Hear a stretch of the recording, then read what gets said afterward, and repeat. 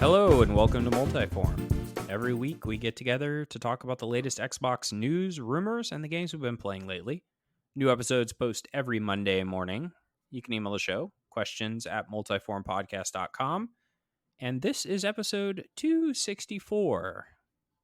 And I'm your host, Tim Shelton, and I'm joined this week by my friends Gus Harden. Hello. And Spencer Rain. Hello, Tim. Hello, darkness, my old friend.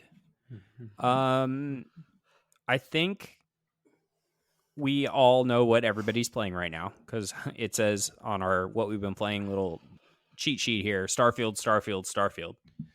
So, well, first of all, someone spoke for me. But also, yeah, I yes, typed. I have been playing I just wrote Starfield into all three of ours and assumed you guys would edit it if you played anything else. But I saw on my friends list that we were all playing Starfield. Plus, everyone I know is playing Starfield. So here's the question to the class: do we want to do it like normal and talk about Starfield now for 30 or 45 minutes or 20 minutes, whatever we end up doing, or do we want to do it at the end and talk through the news first? Spencer, I'm asking you first. What do you think? You want to do it normal? Talk about it first, yeah. Okay. So should Starfield, I go first because you guys gave your... Yeah, that's what I was about to say. Yeah. Spencer and I got to share some opinions last week and some thoughts, and Gus, since you jumped in on points, and you guys can kind of join in. Sounds good. Go. All right. So Starfield, very cool. I see you actually have notes. Yeah, I typed a few things that I was thinking about this past week while I've been playing. But the biggest thing to me is how good the immersion is, because I love that you have the option at any point, like if you're like it's in space, you can like get out of your cockpit or like out of the pilot's seat and like walk around inside the ship. But also like whenever you dock, you can choose to just get up or immediately board, and which I think is very cool because it gives you a chance to outfit before you go in there for whatever.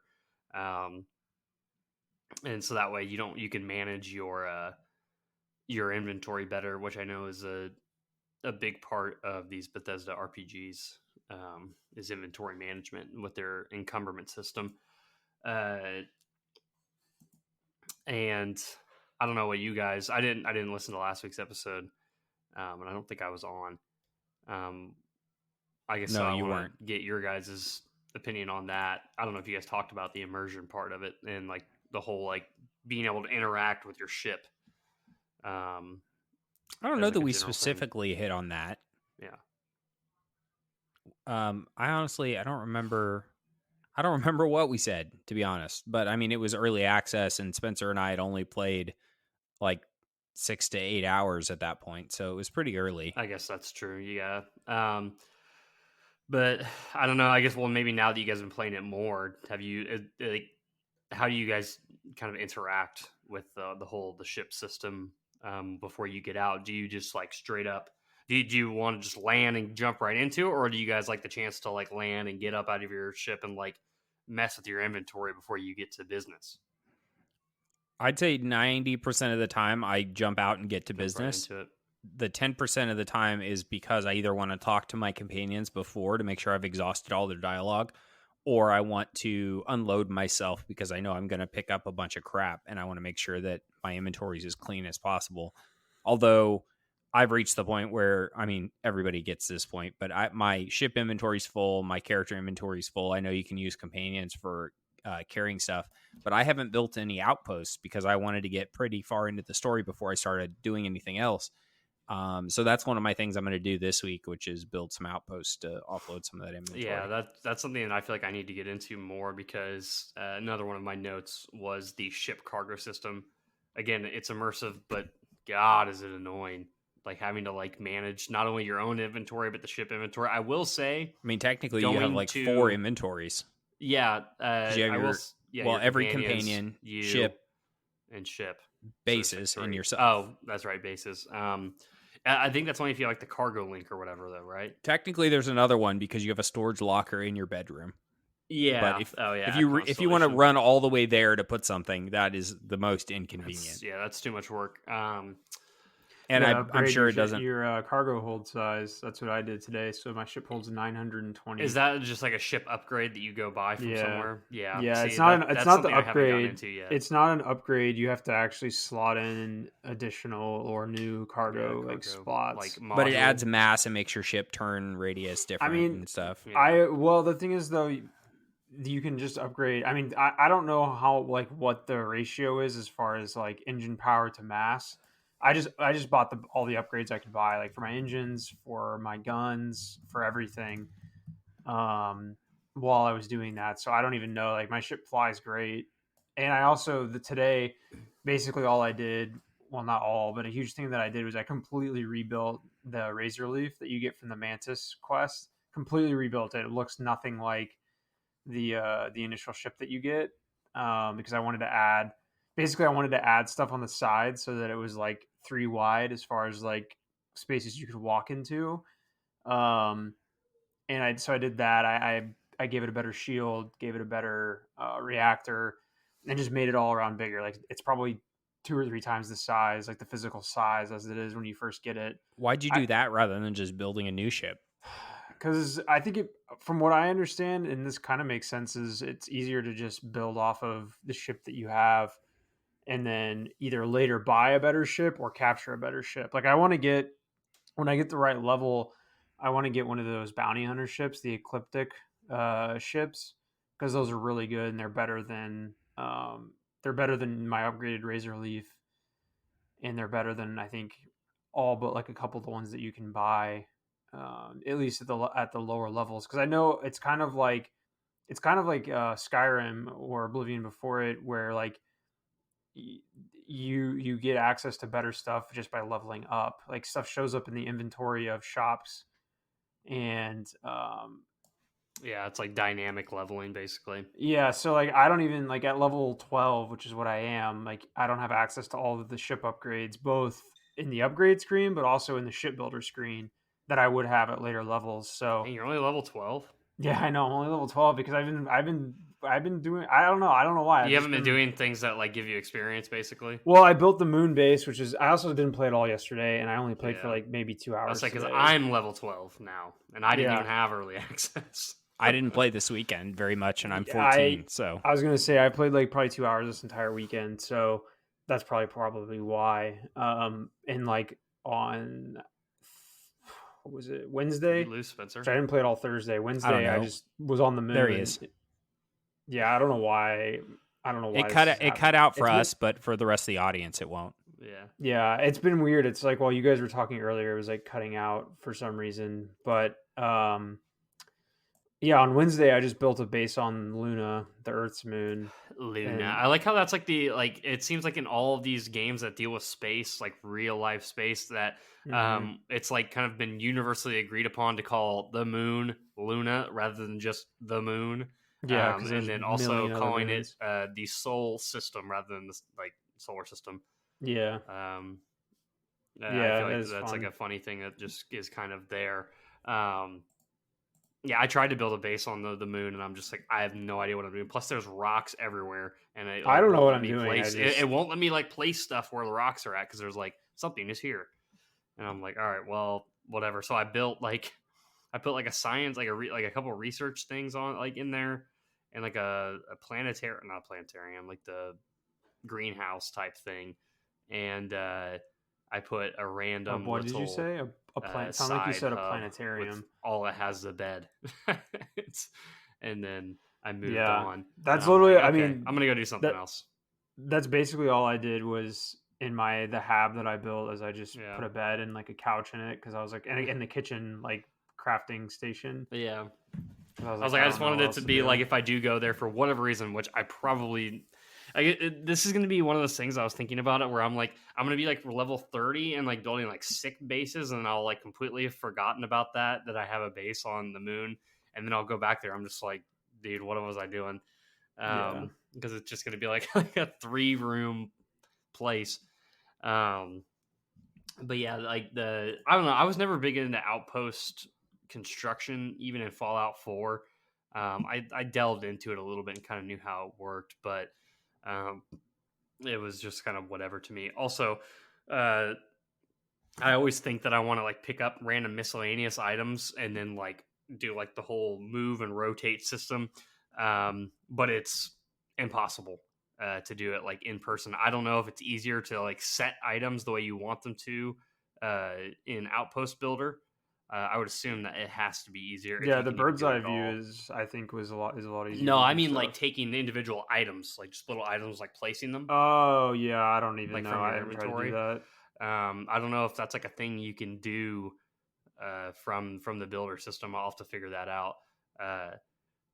But anyway, moving on, for me at least, I want to talk about the ships a little bit.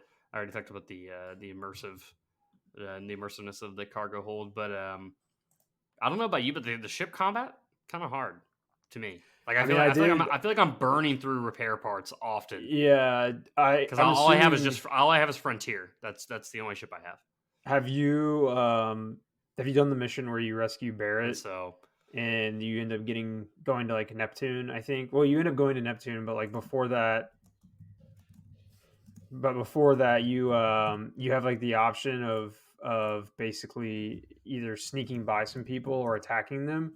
yeah. I remember I tried to attack them and I got like destroyed, even though they were like the same level as me. Yeah, I just did a thing and it was like it was on Altair 2 and it was like saving these research outpost people.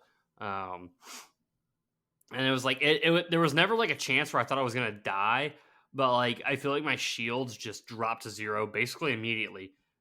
Because it's like I put all of my power into my shields and my ship weapons, and I like drop my engine power low and turn off my gravity jumping. And can I ask you guys a question about that? What? Have you ever noticed that hard. If you have your gravity jumping like way if lower it's off, than it you needs, can't jump? Well, I'm pretty sure. Yeah, well, sometimes if it's totally off, you can't jump. But if you have it set to like 1, it's almost like it adjusts it automatically and puts more power into it if you need it. I don't know. I swear I've had 0 in it before, and it lets me jump, but sometimes it doesn't, and I can't understand if I don't know how the system fully works either. I would assume it has something to do with how far you can jump. But the thing is, I have not explored, or I don't know if I've even unlocked enough places to even like for me to even bother worrying about powering up my grav jumping to full power, because I everywhere like I've just been in like 3 systems and that's it. That's where I've spent all of my time so far. All of the missions have been there. I'll do more exploring later on, I think, but like for now I've just been like trying to keep it in like the main story a little bit, but also jumping to other individual things just to kind of like keep it so that I'm not just doing the main story all the time. But I do want to I want to get into a lot of exploring, probably like once I'm like level 20, because I feel like level 20 is probably a pretty good benchmark for when things really start opening up, and then I'll kind of expand out from there. Because mostly I've just been like the soul system, like checking out like places that are real than that we know about, just because that to me is interesting. Yeah, apparently I don't even notice this because I never pay that much attention to the map. I try and stay out of the map as much as possible. But if you hover over all the various stars, you can see what the level you've been to and what the level recommendation. Oh, yeah. So the star systems you've been to are like a glowing white color. The Correct. ones that you can reach, but or are the right level for, which one of those two things, are a faint white, and the red ones are the ones that you can't reach or aren't high enough level for. Yes. And so there, and a lot of what's around me is all red still. So like I said, I feel like level 20 is going to be the benchmark for when that opens up. But also ship customization, crazy. I try to get into it a little bit, and I'm just like, I don't even know where to start. But I also don't have like enough parts to do anything. Yeah, that's why you got to wait. If you really want to get serious about it, you got to wait till you're higher level and you have more resources. And there's just so much to this game. The fact that all the stuff that we've just talked about, those could all be separate games. Like, you could imagine an Embracer Group game that's just like customize a starship, and you just built Starship Builder. Yeah, Starship Simulator, basically. Yeah, Starship Simulator, and that's an entire game. Yes, I do agree with that. I have the guide up right now so I can build like a Millennium Falcon looking thing. You definitely are not high enough level with enough resources to do that. I also, well, I don't know. It gave me, well, I'm not even pilot skill level high enough. Which that's also another one of my points. I do not like that skill upgrades are locked behind challenges. Don't like it. Sorry. Like if you like that, I disagree. I have. It I depends. want to just be. I want to because there's been times where it's like I get a skill point and I'm just you like want to use one it, but you thing can't. off. Yeah, well, I'm just like one thing off from having the challenge unlocked to get the second upgrade. Like I was locked on 4 of 5 ships destroyed for piloting 2, and I've basically waited 2 more levels because I haven't been in any ship battles since then to even put like another skill point into piloting. Because I don't know buy. you I need don't. it for like different ships. I don't mind the ones that are simple stuff, like like upgrading the people. lockpick. Well, like upgrading the lockpicking skill by lockpicking doors. Okay, That makes that's fine. sense. That's Yeah, not bad. And plus, they're plentiful though, as well. Like lockpicking opportunities are like fairly plentiful. Yeah, there are some weird ones though. Like I have where's the one where you sprint when you have 75%. The thing is where inventory you capacity. use up all available oxygen, and I'm just like, so it's like, do I use up just the oxygen? Yeah, I've done that. I don't know or why all I of the haven't unlocked CO2. it. Yeah, and then I've gotten also, to where I start losing health because I was like, how am I supposed to do this? Yeah, it doesn't like really tell you. I'm like, do I use all my oxygen or do I also use up all the CO2? Like, what is it that I'm doing? Gus, I think I hear your headphone cord dragging on your mic. No, that's probably my feet. It's the table is moving. Oh, rickety table. Yeah. I don't know. But it's just my opinion. The only complaints I really have against Starfield are that the loading screens are a little frequent and it can be a little annoying. That's one, and then I think the other one would be I can't even remember it at the moment. I just forgot it. But I love the diversity. I love that if you want to really like you like very quickly. If you do the things like they'll like you like progress through their friendship level very fast. I don't know. It was just like a aside. I reached the first.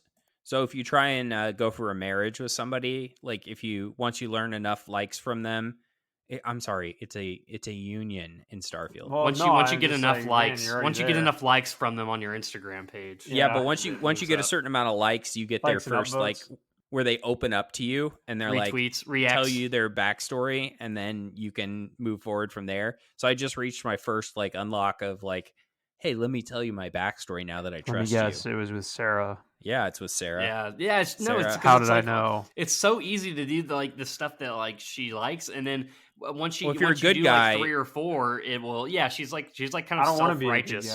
She's self-righteous because she's made mistakes. Then you got to go for mistakes. She has to be better. And I'm just like, that's kind of annoying. But the only one you can be mean and be in a relationship with is Alicia. I've not even met this person. Yeah, I don't know who that is. Spoiler alert. I mean, I didn't tell you anything about her. Oh, but you told me. But you were about to. You told me it's her, and you told me that she likes. Her name's like characters. Alicia, spelled with a J. I don't know how you pronounce her name actually. Disco Elysium. Wait, is this like Sarah's friend? It's another member of Constellation. Like it's like her friend or whatever that she also. No, like well, no. It was like very suspect if Sarah had like a relationship with her or not. No, I think the person you're talking about is Sarah's mentor, and she did Aja. not have a relationship. Oh, that's right. No, different person. Never mind. Yeah, that's her mentor, and I don't know about their relationship status. But Sam Coe also, I don't know if you've met him. I like his hat. Sam Coe I haven't even done a mission with him yet, and I already like him the most. He also wants me to romance him, but I'm not entertaining his advances. Basically, all you have to do is be nice to his daughter, and he's like, "Hey, you wanna knock boots? You wanna be my daughter's mother? My daughter's father? Oh, you're assuming I'm kidding. I know you are. Yeah. Never mind. Although I say anything. I gotta find one of those intergalactic plastic surgeons so I can become something more. You have like failed this like city. Oliver Queen and Yeah, Green Arrow.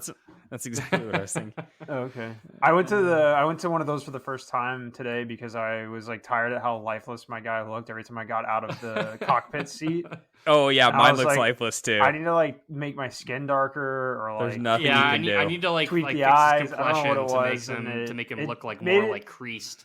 It made it a little bit better, but I think I accidentally made the eyes somehow too far apart or something. I don't know. I need to go back. How is and it that change again. that we like an have alien. this? We all have the same experience that when you get out of the cockpit with the helmet, you just look dead. Like it looks. That's the Yeah. worst.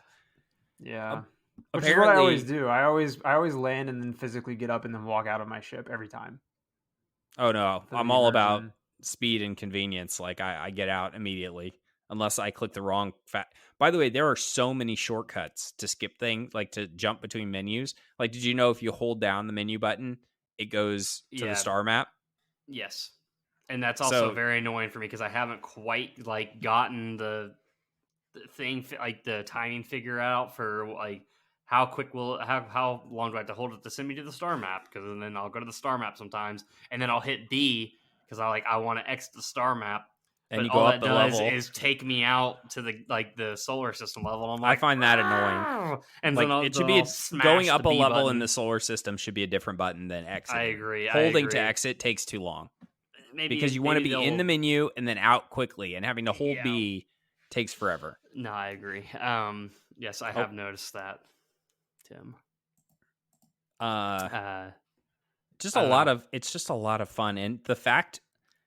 So Bethesda games are so infinitely like customizable, and like all of us are having completely different experiences. Like I've spent most of my time doing the main story to get enough leveled up and stuff that I can go off and do crazy stuff. But Spencer built a star base on the moon, and Gus is running around the solar system, and we're all having these like crazy different experiences. Gus, well, it looks like you were going to say something. I don't know. I just wanted to kind of piggyback off of like how we're doing different things and just talk about. I know this is something that we could probably be a general consensus about, but space is very cool, and I love So cool. being able to go to like a planet's surface and I look up like on like a moon of Saturn and I can see like the rings of Saturn like spread out in front of me. Or like if I'm just in orbit around the moon and it's like and the planet's right there and being able to see it in the background, just like it's just I don't know, something about it is the aesthetic of it is just so pleasing. It looks awesome. I think it's been done so well because it's like how you have like the planet like blocks all like shadows some of the rings, and so it's like you can't even see parts of the rings because they're obscured by the planetary shadow. And I'm just like, man, it all looks so freaking cool. And I love it. When I saved last night, I had my first bug that prevented me from progressing. I'm in the main story, and the guy that I need to go and talk to move the story forward, during the mission, they were like, okay, you go tell this guy something. And I go into the room, and he floats up through the ceiling, and it's one of those things where he just keeps floating up slowly, but he's going up forever. So now he's like outside the building, out in space, and it still has the marker on him that says talk to him to progress. Have you So I'll tried restarting your game? Well, I mean, I saved last night and was just like, this is where I'm going to stop. So I'm going to reload today and see if it's fixed or if I got to back up to a previous save.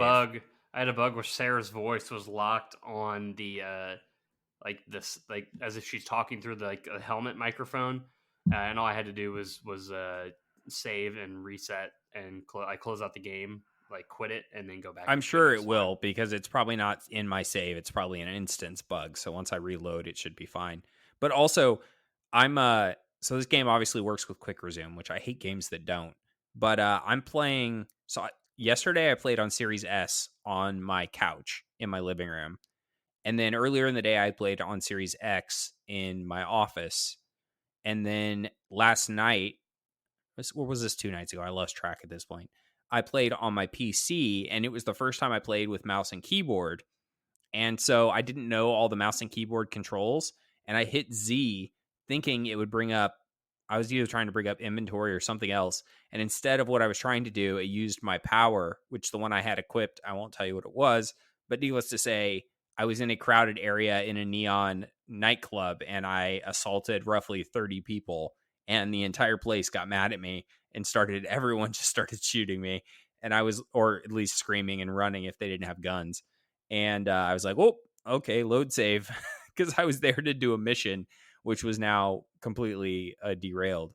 But mouse and keyboard worked great, and I've now that I've played this mouse and keyboard and controller on PC. I played it on Series S, Series X, all good experiences. It is a little resource heavy on PC, and my PC is just like I don't know what you'd call it, a mid high ish spec. I don't have the latest or greatest, so I'm running it and being able to keep 60 FPS with some what do you call it, some image reconstruction, FSR2.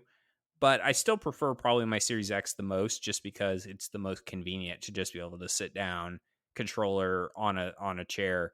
But Series S really isn't cut back very much. It's a few little compromises in the visuals, and the resolution is just a little bit softer, but otherwise a really good experience. I was telling Spencer and I's I guess Spencer's stepbrother and my other brother-in-law to Spencer, that he should get a Series X, because he's like, I can't play Starfield because I only have a PS5. And I was like, get a Series S. It's cheaper, and you're really not sacrificing that much if that's what you can afford. So I think it's totally worth it. Okay, final thoughts on Starfield. Anybody have anything else they want to throw out there or share with the audience or each other before we move on to some news? No. I was just going to say, I've seen this on the internet, and I kind of feel like I'm going to play the game like this going forward, but more so than like Skyrim or Fallout 4. It seems like with Starfield, it's more mission and quest driven rather than 100% exploration. Like in those games, you could just go explore for hours and you would find unique things and unique locations and maybe unique characters and weapons and things like that. And there's some of that in Starfield, but it seems like because of the number of planets and then the fact that most of them are procedurally generated and most of the encounters and locations are procedurally generated, that most of the good stuff and the unique stuff is tied to missions, not just the main quest, obviously, but like side missions, faction missions, and all that. So I think I'm gonna play this game a little bit differently than I would have Skyrim or Fallout 4. And I'm gonna kind of do things mission based, and rather than just because I spent like a lot of my hours played have been just randomly going around on planets, and a lot of the stuff is the same. And that's fine. Like it's cool that that's a thing and it's there if you want to experience it, and maybe I will at some point. But obviously, when you have 1,000 planets that you can land on, most of that content is just going to be the same thing over and over and over and over again. The So Mass I mean, Effect that's 1. kind of how late game Skyrim is, though, too. Yeah, true. Because it's like once you run out of things to do, it's basically just like becomes like, oh, and Fallout is the same way, but you already have had that experience at the beginning where you were seeing the unique locations and getting yeah, unique stuff for the first time. So it's similar but different, I think. Um, and then the only other thing I wanted to mention was related to like the factions. Like, have either of you joined any factions or any No, although I've heard armies the or faction anything? missions are amazing. Yeah, I've got like a couple like not even side missions, like the activities tab, I think, to like talk to people about joining up, like Vanguard, or I think I have one for like the security forces on New Atlantis to join them, or to I don't know if it's to join them or to help them. I don't know what it is, but That I think that's different because there's I think it is 4 too. separate faction quests, and then that's just an Do activity. you know if which is you're all just like locked? Do you know if you lock yourself out of one if you join one? No, you can do all 4, Oh, okay, cool. That's good to know. which I appreciate. It's not, because otherwise it would feel like they were just repeating the Fallout 4 like quest lines. Well, I mean, at least in Fallout 4, you could be in all of them, but then at the end, you had to decide I guess which that's one you true. were going to blow up. Essentially, which two you were going to blow up. Which, of course, as a good Brotherhood of Steel man, I was always blowing the Institute and the Railroad up because Brotherhood of Steel forever. I think I also sided with the Brotherhood of Steel, but I don't quite remember. Yeah, I'm pretty sure I did. Yeah, I don't even know what all of the factions stand for yet. But yeah, it's good. I'm curious to see what the conversations will be like at the end of the year, because this year is going to be a year that had a lot of high profile games that turned out really well. Like Starfield didn't get 10 out of 10 reviews, but it'll certainly get a nomination for Game of the Year. It won't probably win against Zelda because of the Nintendo bump. And we also are going to have, Spider-Man 2, Baldur's Gate 3, and a few other high profile, very well reviewed games this year. Such an interesting year. And the rest of the year is just like baller game after baller game. Whatever you are into, there's probably a game for you coming out in the next 3 months. But it's hard to imagine playing anything other than Starfield. Like, I thought I would be farther into Starfield before Cyberpunk's expansion comes out, but there's just so much to do. Because even after, like, if you mainline the main quest, people are saying 20 to 30, maybe 40 hours if you take your time with it. There's still all the faction quests and tons of other stuff to do beyond that. And then if you're like me and maybe you, Spencer, where you might go for like 100% achievements, the hardest, longest one to get is going to be reaching level 100, which once you do all the side content, you probably won't even have reached 100 by that point. So it's a massive game, plenty to do, and without even going to what you're talking about of like exploring. Like, I could see myself, based on what I'm seeing on the internet, roughly 50 to 100 hours of just doing content that they've set for you. I've not felt this attached to a game at launch in a long while. I'm trying to remember the last time I felt like this much. Like, Spencer, Gus, answer this question. When was the last time like I'm dreaming about Starfield when I'm not playing Starfield? When's the last time you felt that way about a game? Or when you're not playing it, you're thinking about it? I can't even think of it. I can't even remember. Red Dead Redemption 2 is the first thing that comes to mind. That's a good one. Yeah, RDR2, probably. Battlefield 3, I know, is a good one for me. That's a long time ago, though. Jeez, that's a long time ago. Over a decade now. I wanted to feel that way about Cyberpunk 2077 when it came out, but the launch was kind of marred in controversy. If I were to look through my my inventory of games, I'm sure I could find a couple that were probably maybe Mass Effect 3. Yeah. Anyway, it's just nice to have something that is just got a lot of diversity to it and that you want to be playing more of. Yeah, and it has me excited to explore. And the whole industry is playing it right now. So every person I know that plays video games that owns an Xbox or a PC is playing this. So I can immediately say, hey, what have you been doing in Starfield? And they tell me some crazy story about something I've never heard of. And then what was it? We were talking to yet another one of my brother-in-laws yesterday, Spencer. And do you remember what he said he spent all of his time doing? I think he said he had mostly done faction quests and shipbuilding or something. And I haven't even touched the faction quest. So he had an entirely different experience than me. Although he was like 50 hours in. So he's much farther than me and Gus and Spencer. Okay, let's talk about some news. And then I guess we can sprinkle in more Starfield discussion at the end if you guys think about it. And I'm going to actually start with something that came out of the Starfield press tour. Todd Howard doing the rounds, doing some interviews. And he did one with Esquire, and a notable question was asked about the Indiana Jones game that he's consulting on over at Machine Games. And they basically said, when are we going to hear more about it? And he said that they'll talk about it. I think his exact quote was something like, we'll talk about Indiana Jones next year.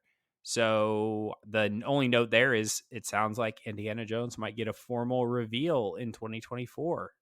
What's our hype level or interest level right now for this game? I think we're all curious. Is it a new Indiana story? We don't know. We have no idea. All we know is they're making an Indiana Jones game, and it's the Wolfenstein team. So, we don't even know if it's a third-person or first-person shooter. Do we, Spencer? Did they announce whether it was first or third person? No, I don't think we know anything about it. Yeah, so, they're not going to get Harrison Ford for the voice, so what are you going to do for that? Although Harrison Ford has said that in the later parts of his career, he's interested in doing things he hasn't done before, hence why he's now Thunderbolt Ross.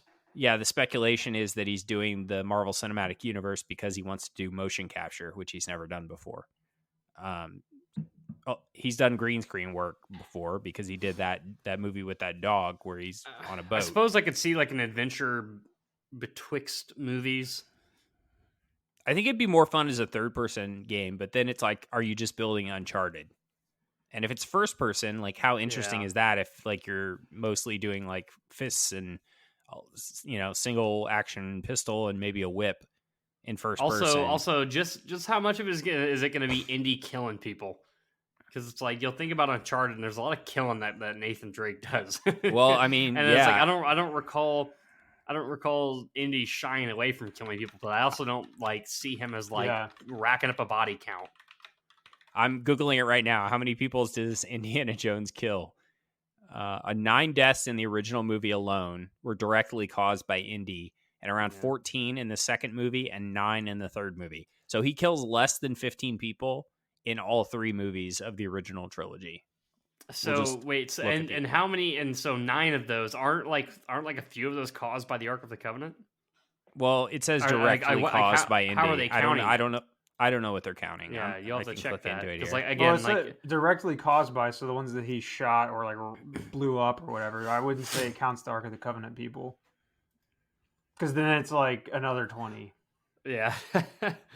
I guess, that would be my whole thing is it's like, is it going to be more stealth based? Like what, how are they going to have it play? You know what's probably going to be? There's probably going to be like some platformer? No, I bet it's going to be the things that he's killing are not human. Like it'll be mummies or some mythological thing that he can kill without it being like. Or maybe they figure out a way to make a game without a lot of killing. Yeah, but who doesn't want to kill people in video games? Especially Nazis. Where killing Nazis is a video game you're staple. Right. Oh yeah, I forgot about that. Then he'll be killing like 50 Nazis per. Maybe they're zombie Nazis. He's gonna be a killing machine. I don't know. That is the challenge. I think it'll be more of a platformer than anything else. Well, it can't be just like you said. It could be like 3D puzzler. It'll be a lot like Uncharted, but Tomb Raider. Yeah, it'll be like an Uncharted or Tomb Raider thing, but it's like it's going to be the Indiana Jones name that gets people in the door. Yeah, but they're going to have to, I assume they're going to put some sort of their own spin on it, because obviously you don't want it to just be people to look at it and be like, this is Uncharted. But of course, and that's, I feel like it's going to have to be a different setting than any of those games have ever been in, which I know there's been 4 or 5 Uncharted, so they've done quite a lot. Same with Tomb Raider. They've done 4 or 5 of those, and there's quite a few locations. Oh, there's a lot more than 5 Tomb Raider games. Try 15. I mean, I'm talking about from the reboot. People 3. actually want to play that are like next generation. Yeah. But well, we should find out. It's going to be the name that gets people in the door. And I mean, I'm excited enough because I like Indiana Jones to think about playing it. But yeah, the name is not enough. It has to be a good game first. Yeah, look at Gotham Knights. I do think it'll be a fresh adventure. It'll probably be set between one of the movies, as to not reuse old content. I'm Googling Gotham Knights patch notes because I'm just curious if they ever did anything with the game to make it like a major like It's gonna be Indiana Jones. It'll be like Sniper Elite where you kill Adolf Hitler. You deliver the Ark of the Covenant to him and then open it in front of him and kill blasts his face off, his Nazi visage off of his body. Yeah, I am excited for this game. Like I want to learn more about it because I like Indiana Jones and I like the idea of Xbox having kind of that action adventure, probably third person, because you want to be able to see the hat. You want to be able to see Indiana Jones. That's why I would assume it would be a third-person game. Let's say it's Bethesda. It's Indiana Jones. I'm excited just at that prospect. So just out of curiosity, because I name-dropped Gotham Knights as a game that didn't carry it enough on the Batman name alone, they haven't updated the game since April 27th, 2023, and that was just to add some of their after-launch content. Man. It was... So they never added a 60 FPS mode. They never reworked all the problems people had with the game. They never fixed basically any of it. Okay, moving on. Sad. Story number 2.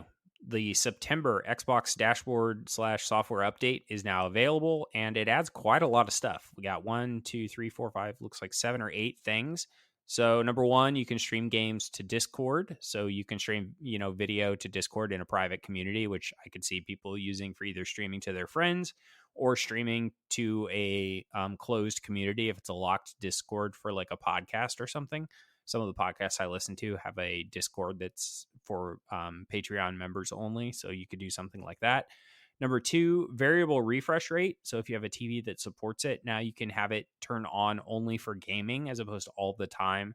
I think it caused some problems with video playback on either clips or like streaming apps. I need to go and turn this on to gaming only. I just keep forgetting. Also, they added a place for Xbox Rewards or Microsoft Rewards now is available in my profile in the guide. They now have this feature I like. They have ask a friend to join their game. So like if a friend's playing Call of Duty and their game is like invite only, you can click this and it'll send them a pop-up that says, hey, can I join your game? And they can say yes or no. And I'm assuming you can block those if it becomes annoying. So that's nice. And then voice reporting, we talked about that previously. You can now report and send small clips of people being rude in games or whatever, and they will take action. And then, I'm going through these really fast. We'll talk about it. You guys can give feedback at the end. Wish list notifications, which is under setting preferences, store notifications. And then finally, pair a device without going to push the button on the console. You now can go to the accessories app and click connect to device, and it'll automatically go into pairing mode on the console. So you don't have to get out of your chair.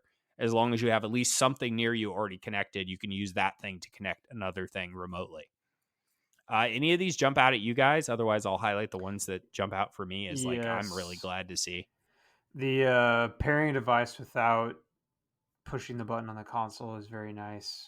Not that it's an issue that comes up very often because it's not like I'm getting new controllers or headsets or whatever all that often. But every time I do have to do it, it's always something that I forget, and I'm on the couch, with the new controller and nothing's happening. I'm like, oh yeah, I have to get up and push the button. And then half the time it doesn't work immediately and I have to do it a second time. So that is really nice. And then the ask to join a friend's game when it's invite only is pretty cool. Also, I thought wishlist notifications, what is the context of that? Because I get emails. Like I get emails to my... Now you get pop-ups on the console. So like, I see. I'm in the early access, so I've had this for about a month. When you turn on your console and something is on sale on your wish list, it pops up with a toast notification that says 3 items on your wish list are on sale this week. And you can hold and click on that, and it'll take you to your wish list, and you can see what they are. I thought it already gave you pop-ups for that, but maybe I did too, but it didn't crazy. Start working for me until recently. I occasionally get the emails, but I'd say those are even inconsistent. And when you have kind of a big wish list, I get those emails and notifications a lot because a lot of stuff, I'm not going to buy it if it's like $3 off. Like I'm waiting. If I didn't buy it at 60, it's definitely not worth it to me at 55. Like I'm going to wait until it's $20 or $30 off, or I just don't have time for it. Gus? I don't know. Mine had nothing to do with that, but okay, go. The voice reporting is very big brothery to me.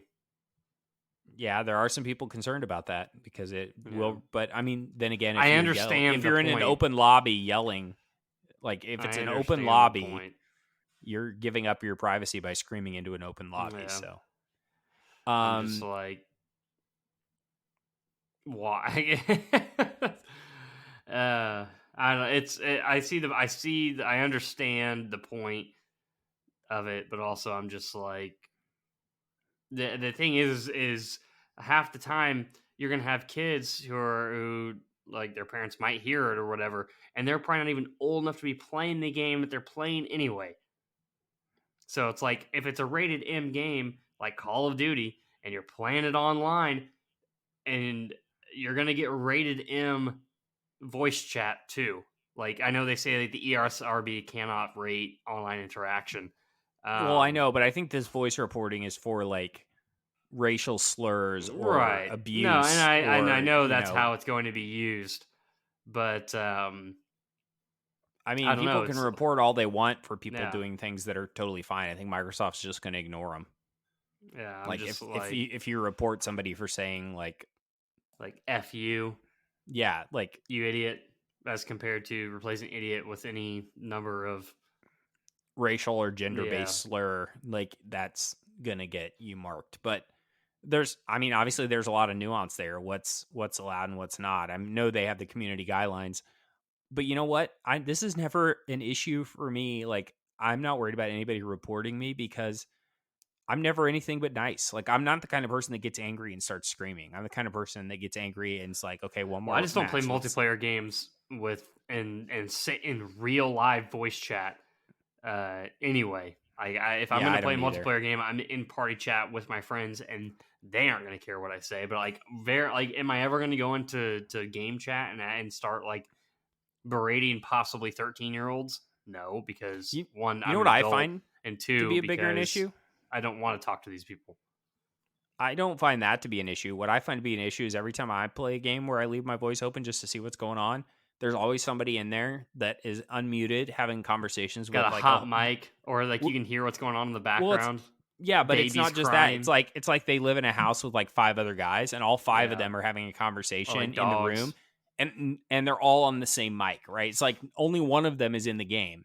Yeah. And they're all just in their apartment, like talking, and the guy doesn't bother to mute himself. Yeah. Or it's like every single dogs time. Barking, kids crying, people like carrying on conversations with like people. I'm just like, why are you even in game chat? Just turn why do you even have your mic on? Nobody's talking to you.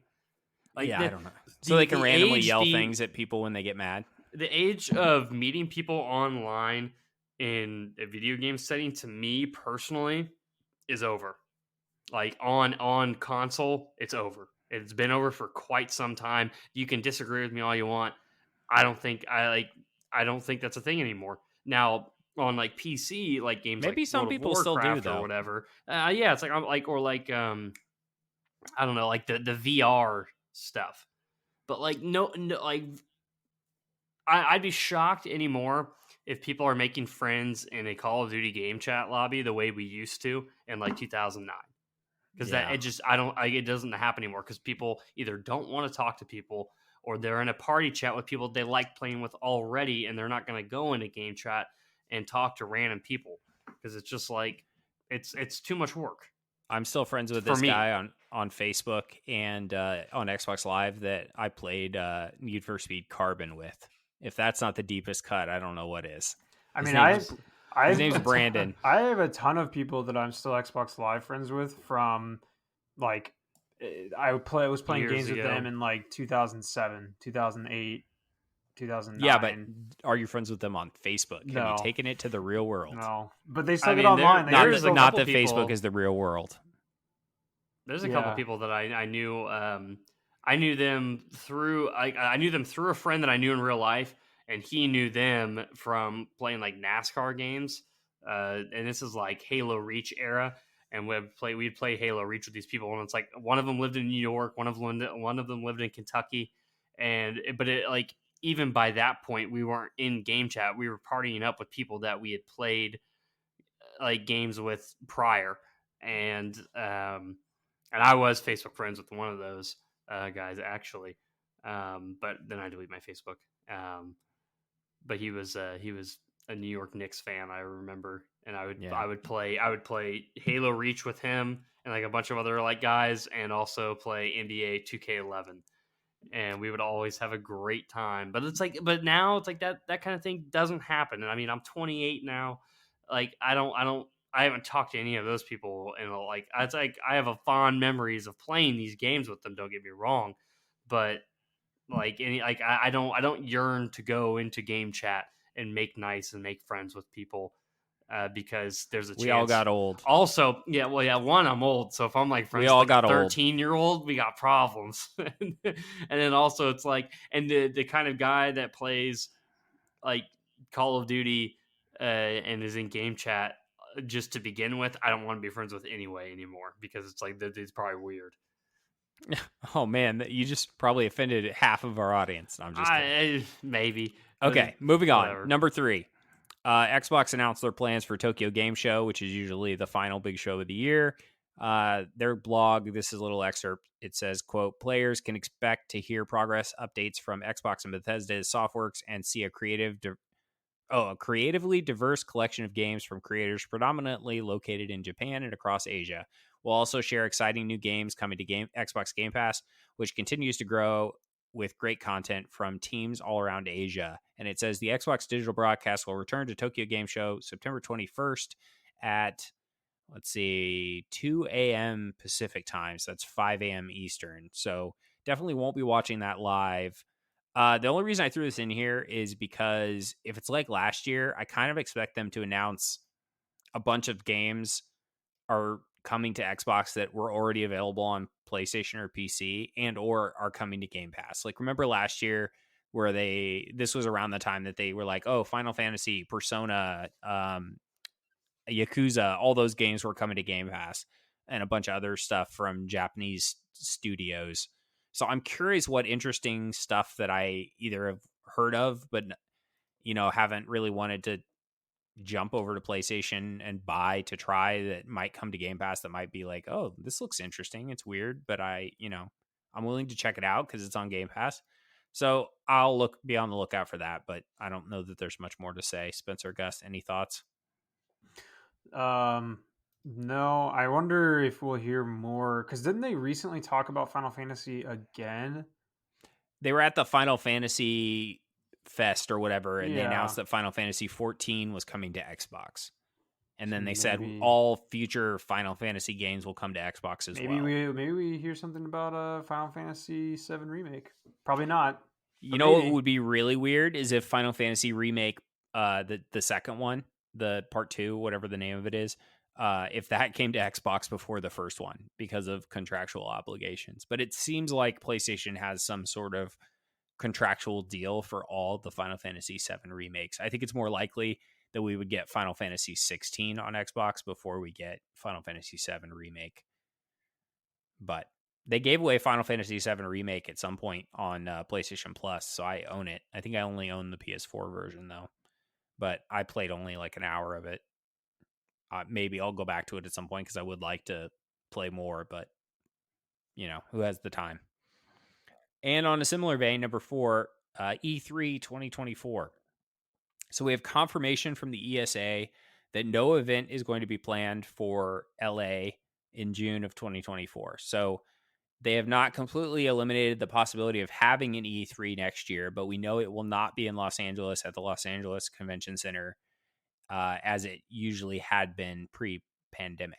Now, they had that one year that they did a digital thing, and then last year they were partnering with ReedPop to redesign the show to be both a consumer and a media industry show. But the event was canceled for, I say last year, I mean this year, 2023. So that didn't go well. And that was supposed to be a multi-year partnership, which they've now parted ways. So it continues just to be like, okay, E3 still appears to be dead, but it is still limping along because they have not completely eliminated the possibility of a show in 24, just not at LA. And then the rumors are that they're working on a big comeback for 2025. But at what point are we going to stop believing the rumors of like, it's really coming back? The big comeback, really this yeah. time. Oh, nope, this time for real. Feels like that's been the last 3 or 4 years. Yeah, I don't think so. I would be shocked if it ever comes back in any sort of epic way. I think it's probably over for good.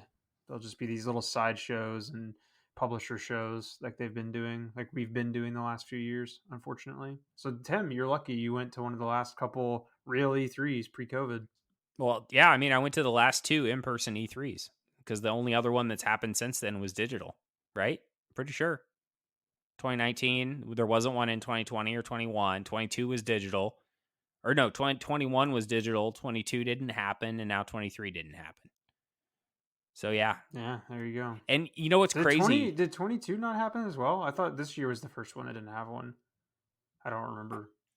I'll look it up. But the E3 history.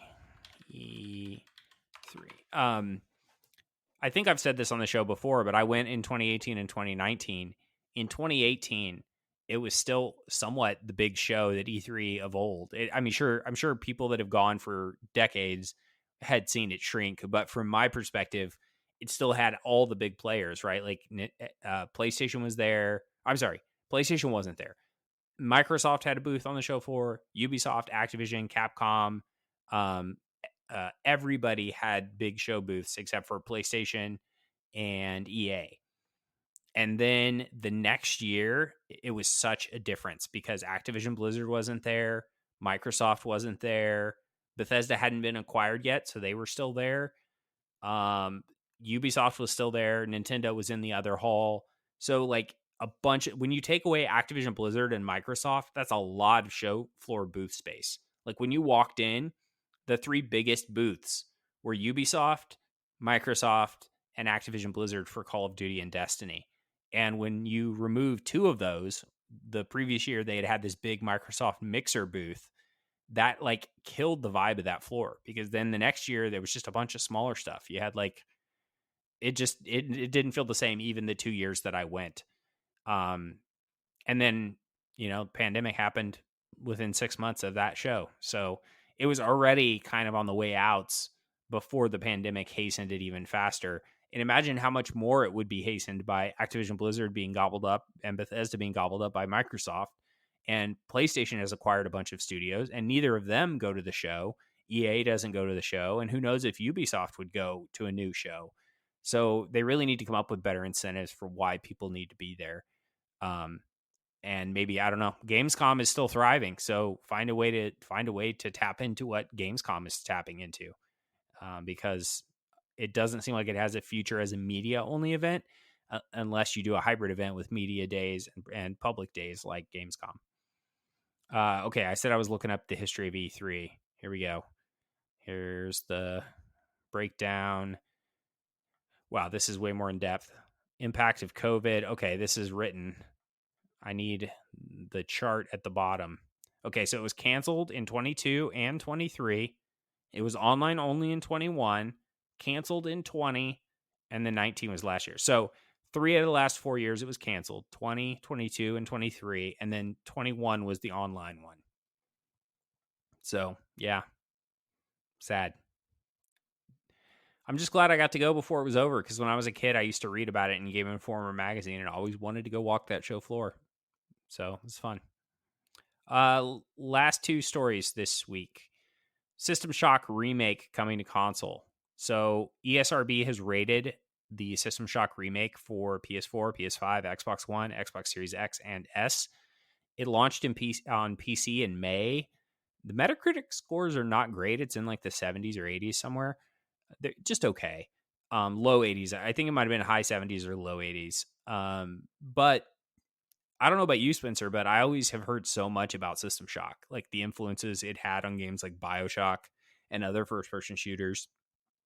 And so this one has me very curious. I didn't check it out on PC. I obviously could have, but I might be slightly more interested to play it as an FPS on console, if it does indeed come. So, Spencer, any interest? Have you even heard about like kind of the legacy of System Shock? I've heard of System Shock, and I know it.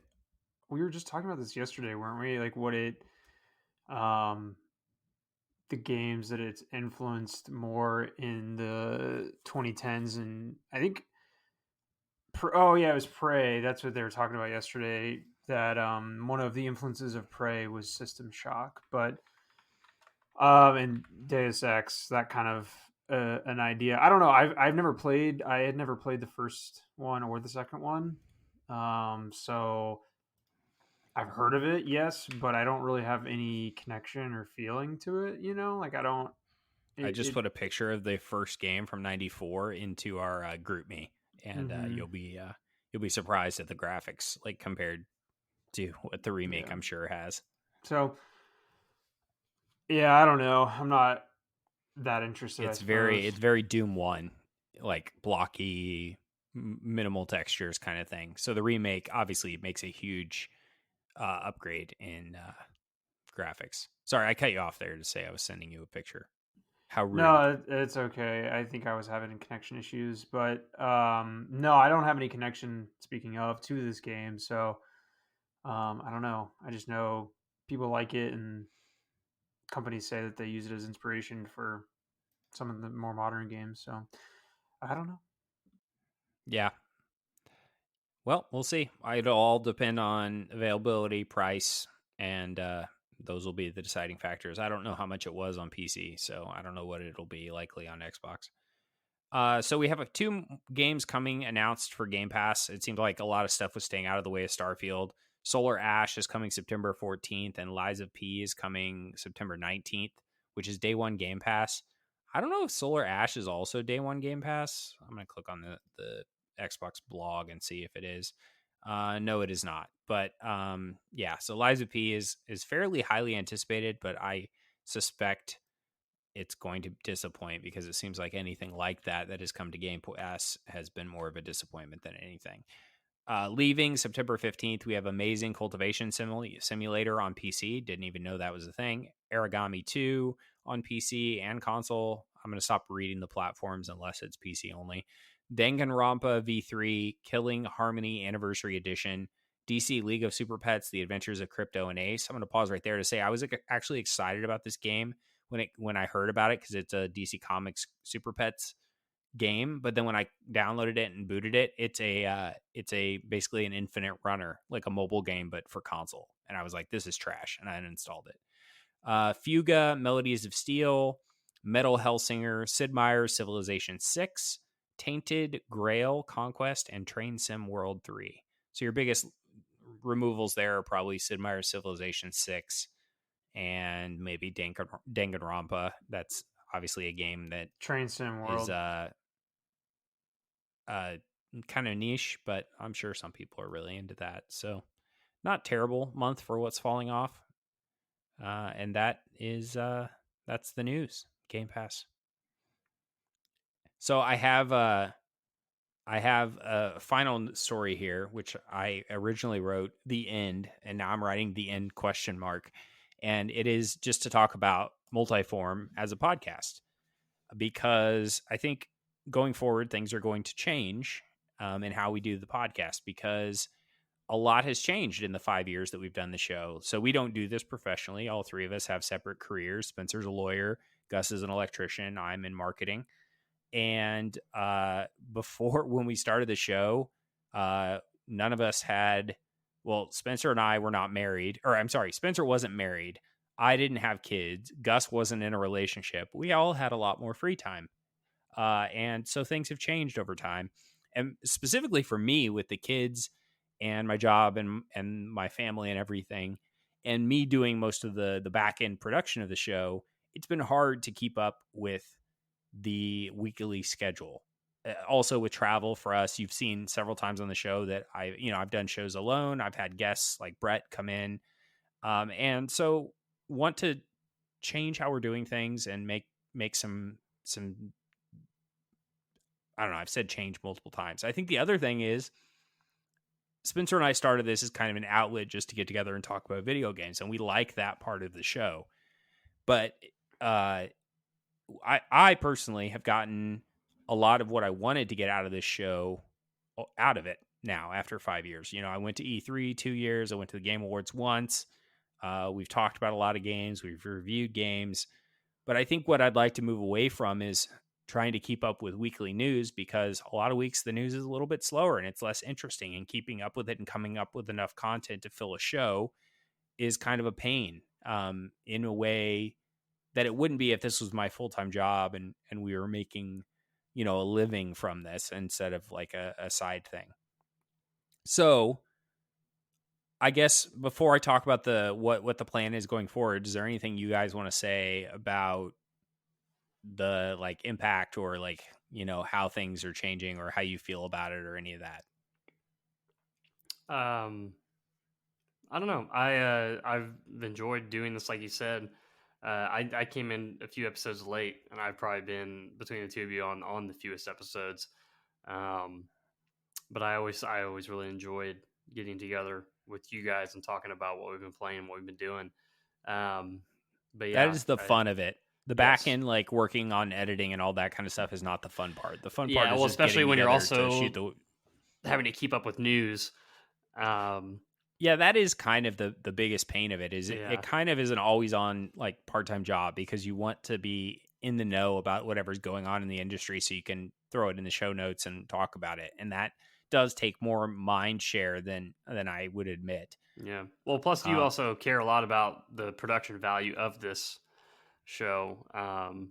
And I mean, even bigger podcasts than us, granted, they might be in a different field of information, but they like, I personally think we have some of the best sound quality of pretty much many of those hobbyist podcasts. Yeah, exactly. I will say there are some podcasts that I've listened to that have much more listenership than us that sound worse, but there are some that are high end production values with like a studio. Another thing, I said that I got a lot of what I wanted out of the show. Listenership has also gone down, and I think part of that is we had some problems with Spotify a year or two ago where we lost our show in Spotify listing, and they relisted us, and that caused anyone that followed us on the original listing to not carry over. And some of those people just didn't come back. Either they didn't know, they thought we just stopped, doing new episodes, or they just, whatever, thought our show went away, and so they never followed us. And so our listenership was down quite a bit, which when you're doing this again as a hobbyist podcast, not as a professional career, it does sting a little bit to do that. And it's hard to grow when you're not spending money or putting in as much time as, competing podcasts that do it on a regular basis professionally. Spencer, you haven't spoken yet. What do you want to say something? No, I just same, it's crazy that it's been 5 years. Like we were 5 years and 6 weeks. Yeah, we were like, I remember talking about all the Red Dead Redemption preview stuff the first few months of the show, and the first few months we did them from your office at your house, Tim, and then we did some from my parents' basement. Wasn't the first episode in my guest room with pillows stacked up for sound deadening? I was technically 6 years younger actually than I was now, because I was I don't think I'd even turned 23 yet. Yeah, it is fun to go back and listen to old episodes and see like where we were in the gaming trajectory of console and where we were in our lives. Yeah. Okay, so keep going. I was going to say also, you mentioned just changes in general. I also wasn't a homeowner, and I think Gus has moved about a half dozen times since then. I think Gus moved every single year we've done the show, basically. And I'm getting ready to move houses, and I bought a house. I've moved 3 times since the beginning of it. Really, only 3? Yeah. There was the apartment by my house. Yes. The apartment. I moved from there to the one behind the liquor store, and the current one.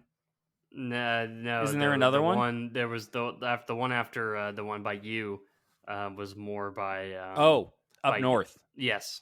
And then the one by the liquor store, and then now this one. So you've lived 4 different places, plus your parents' house, probably. Yes, but I've only moved 3 times.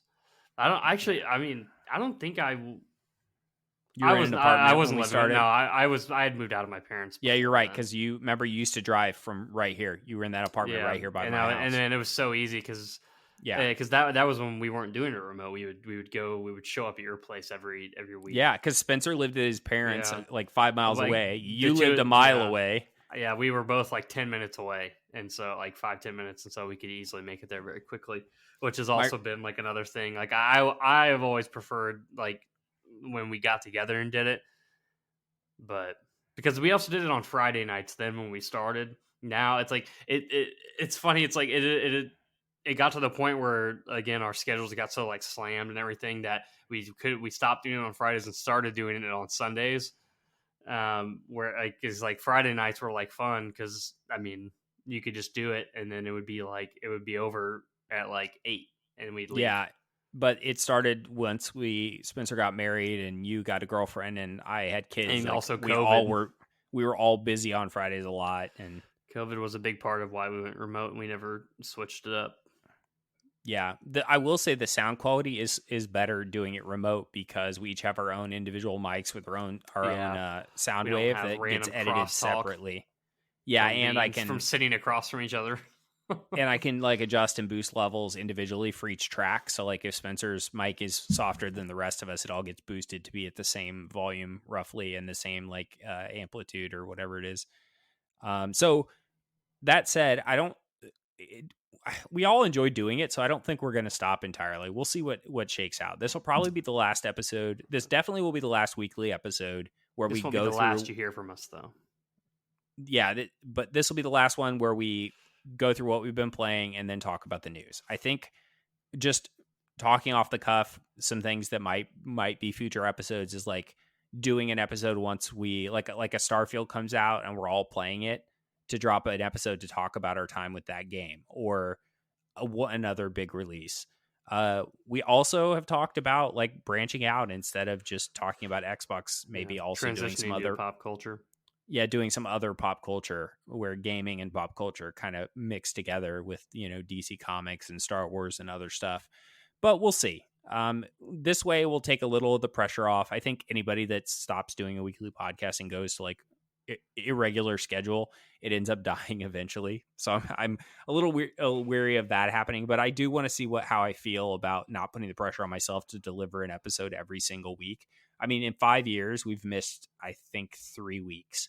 And I've kind of been the one that self-drives that we do one every week without missing. And I've been relentless with that to some extent, and probably at the detriment of my own mental health, just trying to make sure that it always happens every week. So in some ways, it'll be a relief for me just to say, you know what, even if we only do it once a month and we just talk about all the cool gaming stuff that happened that month, and we center it around games we're playing and just big news stories, and let all the little piddly stuff kind of go to the bigger podcasts that do weekly news, that get paid to do it, like the IGNs and the other big independent ones.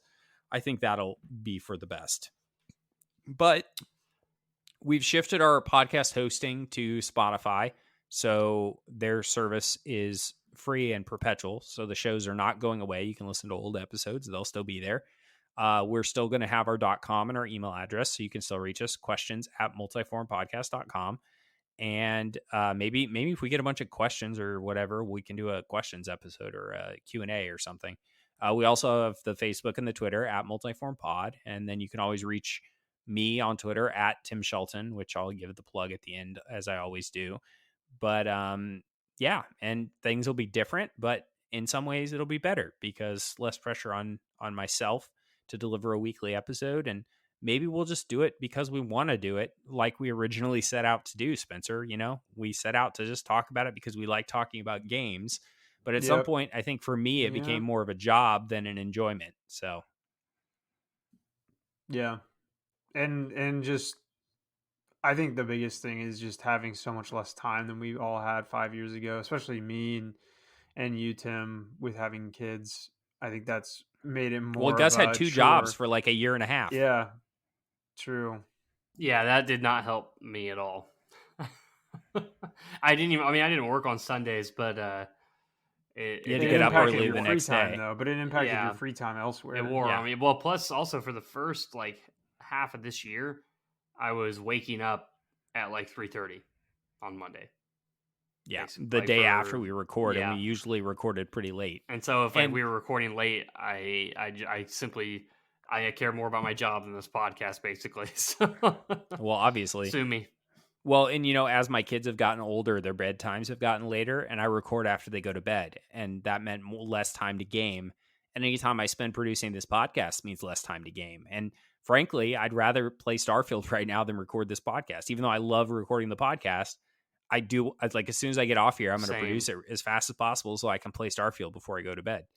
So, Spencer, you were talking and we talked about Gus. Did you want to say something else? He's frozen. Of course he's frozen. What a way to end. No, we're not going to end there. He'll be back in a second. His internet. Spencer, was there something else you were going to say? We spun off into Gus talking about his 2 jobs.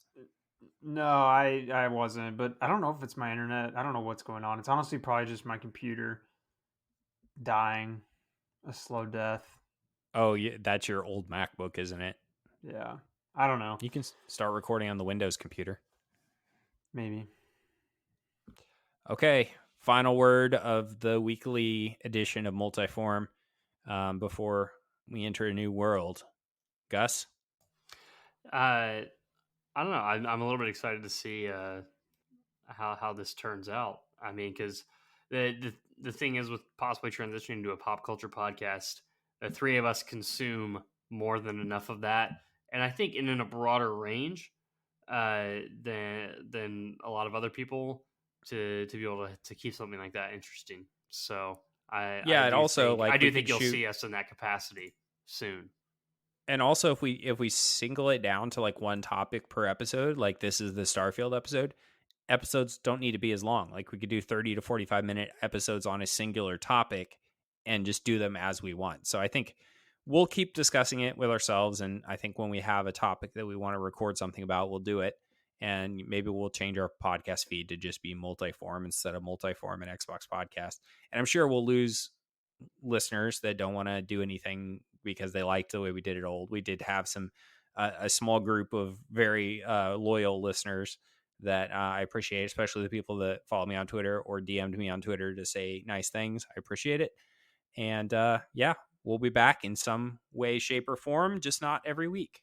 And I hope you'll, yeah. Auf Wiedersehen till we meet again. What does that mean? Goodbye in German. Oh, okay. What he said.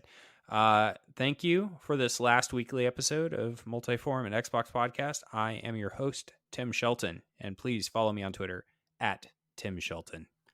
And I am Spencer Rain. You can follow me on Twitter at Makes It Rain. And I'm Gus Harden. If you have any questions, comments, or concerns for me about the future of the podcast, please redirect them to Tim at multiformpod on x.com.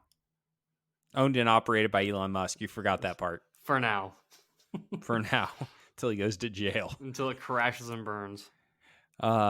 Thanks for listening. We'll see you when we see you. Bye. New episodes post every Monday morning at 10 a.m. Eastern. You can contact us on Twitter at multiformpod or by email at questions@multiformpodcast.com. If you enjoyed our show and you're feeling extra generous, please share it with your friends or on social media. You can subscribe on Spotify, Apple Podcasts, Google Podcasts, Stitcher, or anywhere you listen.